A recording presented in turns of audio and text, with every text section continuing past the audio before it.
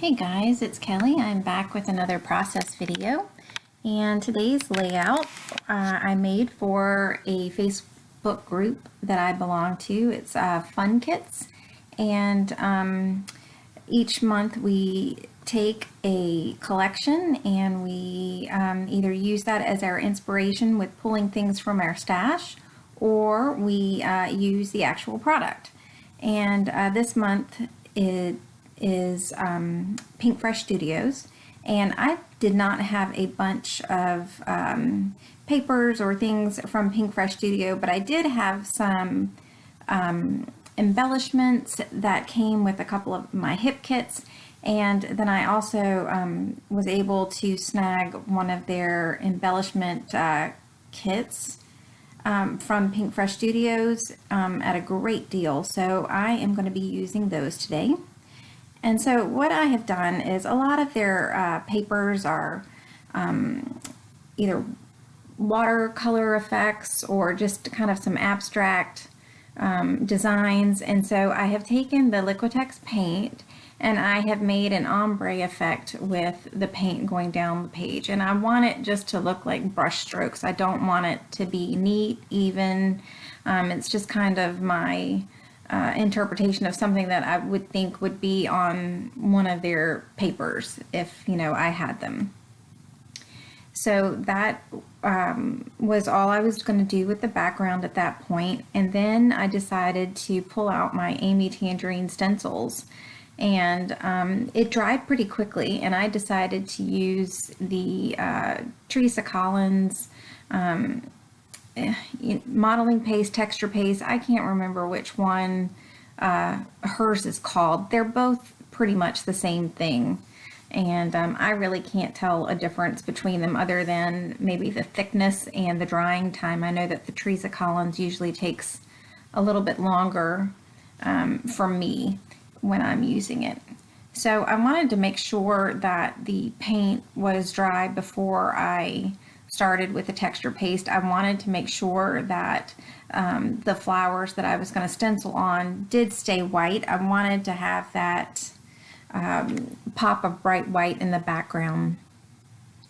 And you can see that as I'm drying it, I'm kind of trying to bend it just to help take out some of the warping of the paper.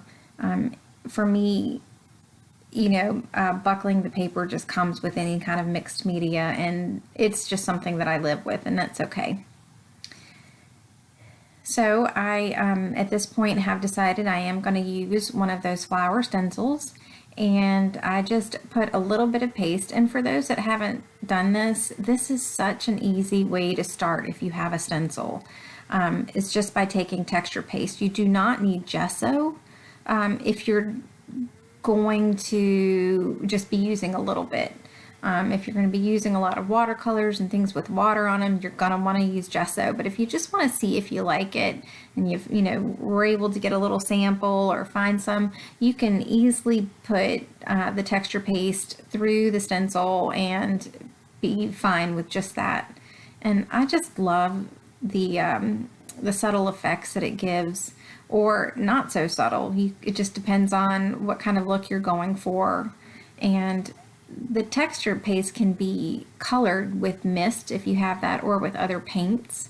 It may affect the consistency of it a little bit depending on how much liquid or what you're mixing it with, but that's kind of part of the fun. It's just to see what you get. But for this layout, I wanted to keep it pretty simple, and I was happy with the 3 flowers in the background. So I did let this dry overnight. Like I said, I find that the Teresa Collins texture paste just takes a little bit longer to dry. And what I am doing is I have this picture that is several years old, and it has one that I've been wanting to scrapbook for a while. And what I am using are some 6x6 papers from the Dreamy paper pad from Heidi Swapp. And there you can just see that I'm pulling out some of the embellishments that I am thinking that I might want to use on this. And what I did is I just picked through anything that was pink or turquoise or gold, just to have those little bits of accents and see what I thought I could use. That tag is from the Dollar Spot at Target, and I just pulled out the twine that came with it, and I'm going to replace it with some twine that I have in my stash that's a little bit thinner and a little bit prettier. And what you see me doing now is I decided to take these pink sequin hearts and string them along underneath the bottom of the picture. There are a bunch of sequins that come, you can see in that little vial. It's like a little, almost reminds me of like a little chemistry vial, but it's not quite. And it has a ton of sequins, and I just thought, well, sprinkling them across the page, I'll only use a couple and I'll hardly ever make a dent. So I decided to do something that had a bigger impact, and that was just stringing it up on the bottom of the page. And I just took regular embroidery floss and ran it through the holes. And then what I did right there is I am putting a few of them down, not all of them. I want there to be movement, but I wanted some of them to at least stay in place to help keep the look that I was going for with it. So I decided that frame would be perfect in that lower right hand corner along with that banner. I really like the Pink Fresh Studio embellishments. I'm not quite sure why I hadn't really used a bunch of them. It wasn't because I found them hard to use or that I didn't like them. It just, I guess with whatever layout I was working with, they just didn't suit the page. So at this point, I am just trying to make sure that things are going to be stuck down and I don't want them moving. And with the embroidery floss, I tied a couple of knots in it, and then I'm going to tuck it underneath the photo mat, and then I stuck a glue dot on top of the embroidery floss. And on the right hand side, I actually stuck the embroidery floss all the way down the length of that foam tape holding the banner down, just to help make sure that it was going to be anchored to the page. And my title is going to be My Mini Me.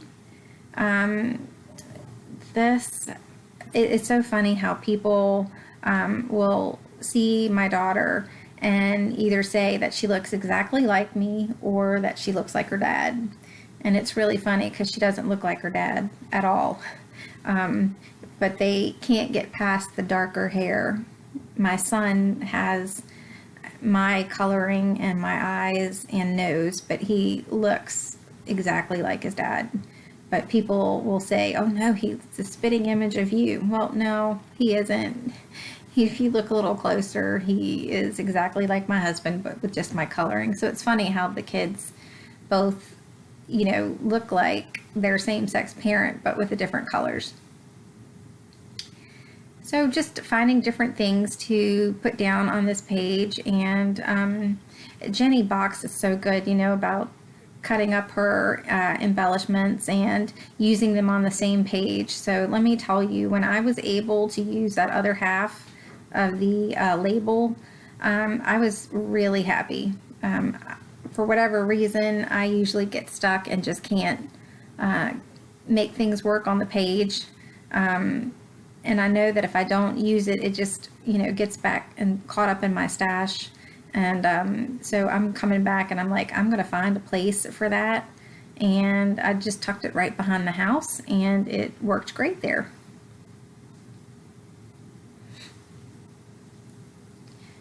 So at this point, I am searching for some enamel dots. Enamel dots are one of the things that I like to finish off my layout with.